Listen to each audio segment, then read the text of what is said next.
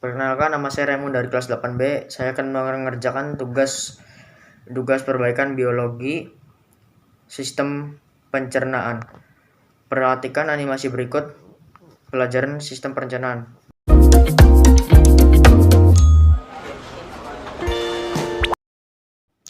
Hai kawan, perkenalkan nama saya Raymond Sianggur.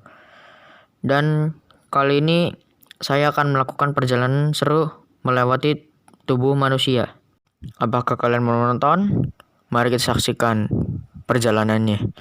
Awal mulanya manusia memasuki ruang kantor dan akan memakan bekal, dan di situ ada pisang sandwich, dan pertama akan dimakan, lalu makanan itu pun mencapai mulut, dan di sini rasanya agak hangat dan basah.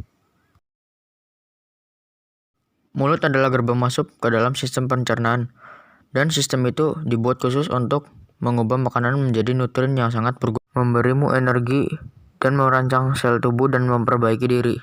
Ketika kamu melakukan gigitan pertama, kamu telah menghidupkan mesin sistem pencernaan. Saat kamu mengunyah, makanan dipecahkan menjadi beberapa bagian agar kamu mudah memprosesnya. Sudah sangat berguna karena mencampur dengan makanan dan bisa sangat menghancurkannya. Dengan begitu, perutmu tidak usah mencerna sebuah bongkah makanan. Karirmu 1 tahun bisa membuat 2 bak mandi ukuran sedang dan hampir memenuhi kolam renang. Tidak seperti hujan riur. Sebaiknya aku menghindari gigi-gigi ini. Aku tidak mau senasib dengan bocah kalkun itu. Dan sulit, lidah ini menggulung makanannya. Dan ke arah giginya, aku tidak mau menjadi selai hari ini. Jadi, aku akan melewati pengunyahan hari ini. Ayo turun, sekarang kita menuju tenggorokan. Dan kita menuju faring. Oh, jalan bercabang. Aku harus pergi kemana? Cap, cip, cup, gembang, kucup. Sepertinya kita harus pergi ke sini. Sepertinya aku salah belok. Kenapa semuanya bergetar? Aduh, manusia malang ini batuk terus-menerus. Sudah, naik lagi. Maaf kawan. Fiu. Hampir saja masuk ke paru-parunya. Karena itu tidak akan baik. Oke, sekarang kita kembali ke jalan yang benar. Aku kembali ke lubang penelan yang memiliki nama mewah, esofagus. Aku sering menyebutnya lubang saluran makanan. Tapi ini jauh lebih sempit daripada yang kubayangkan. Aku akan terjepit di sini. Hah? Bagaimana aku bisa terus turun? Oh, begitu. Otot-otot di belakang esofagus ini meremas aku. Otot ini meremas-remas di belakangku dan meremas-remas aku dari depan. Dan ini proses yang disebut peristaltis. Dan itulah yang membuatku bergerak melalui sistem pencernaan. Dan sekarang kita sudah mencapai ujung terowongan. Dan sekarang kita menuju lambung. Ada otot yang terbuka di sini untuk membuat makanan masuk ke lambung dan mencegahnya keluar kembali ke esofagus.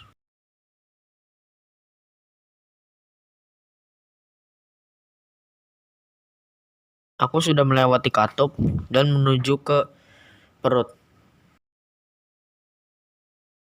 Aku sudah mencapai dinding itu. Dinding itu sangat kuat, di mana-mana otot. Perut menampung, mencampur, dan menggiling makanan menjadi bubur.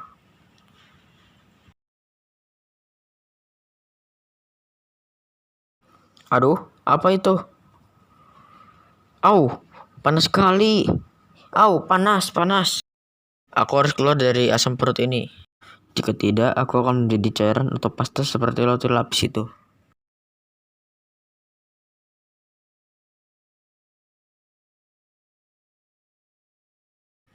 Oke, sekarang kita akan menuju ke tempat lain.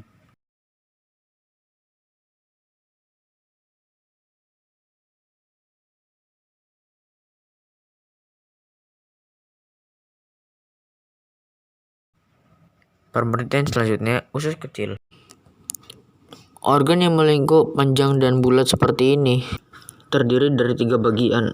Saat aku bilang panjang, itu serius. Kalau kamu merentangkannya, ya tidak kusarankan karena itu akan menggulung di dalam tubuhmu. Dan itu kamu akan mendapatkan tabung panjang lebih dari 6 meter. Ya, itu setinggi jerapah. Dan semua dimasukkan ke tubuhmu.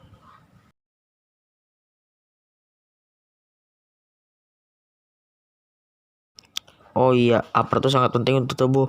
Itu mengeluarkan lemak dan mengeluarkan kotoran dari darah. Jadi, bersyukurlah hatimu menghancurkannya. Pankreas juga membantu dengan enzim-enzim baik. Dan itu kantong empedu dan itu terletak di bawah hati. Dan itu menyimpan empedu di dalamnya dan dikeluarkan sampai saatnya datang. Astaga, ini benar-benar melingkar. Aku agak pusing karena tikungan dan belokan. Tapi aku tidak bisa kembali sekarang. Ini ke usus yang berkontraksi dan terus-menerus berbelok-belok. Usus juga mempunyai beberapa jaringan yang berguna untuk sistem kekebalan tubuh. Dan itu sesuatu benda kecil yang tidak berguna, jadi orang masih bisa hidup tanpa.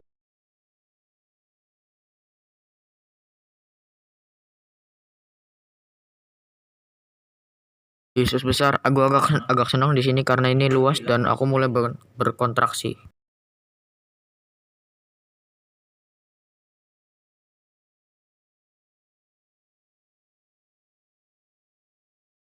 Dan bentuk terakhirku adalah feses. Feses itu adalah tinja atau kotoran dan sejenisnya. Masih banyak yang aneh di sana. Mereka benar-benar bekerja keras, tapi tidak boleh terlalu banyak atau terlalu sedikit. Karena jika kamu mengalaminya, masalah pencernaan akan terjadi seperti intoleransi.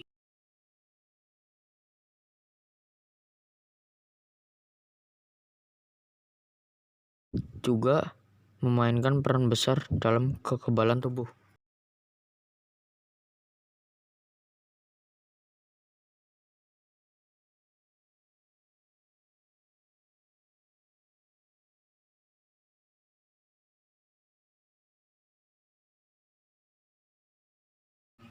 Ketika aku menjadi kotoran, semua kotoran itu akan dibuang kepada rektum.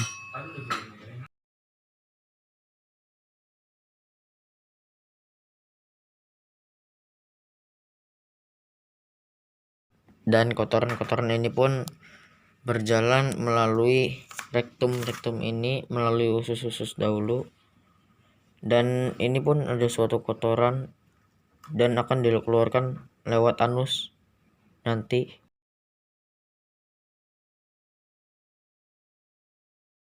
Dan ini pun ada di usus besar.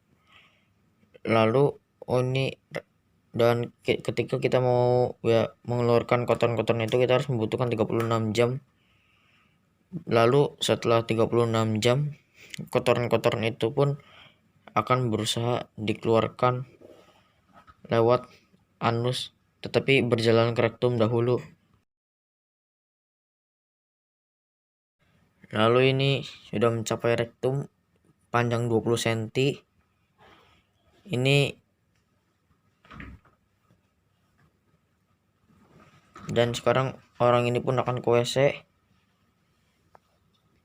Dan ketika kita sudah mau membuang kotoran itu, orang ini harus ke kamar mandi dan otak pun mulai bekerja. Lalu otak itu pun bekerja seperti kotoran itu dibuang ke sampah. Lalu kotoran itu pun makanan-makanan yang sudah dicerna menjadi kotoran. Kotoran itu pun langsung dibuang lewat anus.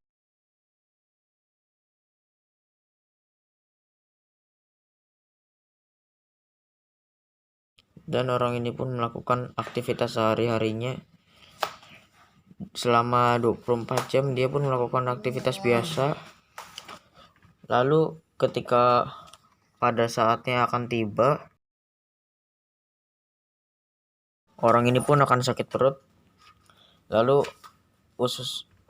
kotoran-kotoran itu akan dibuang lewat anus. Lalu orang ini akan pergi ke WC.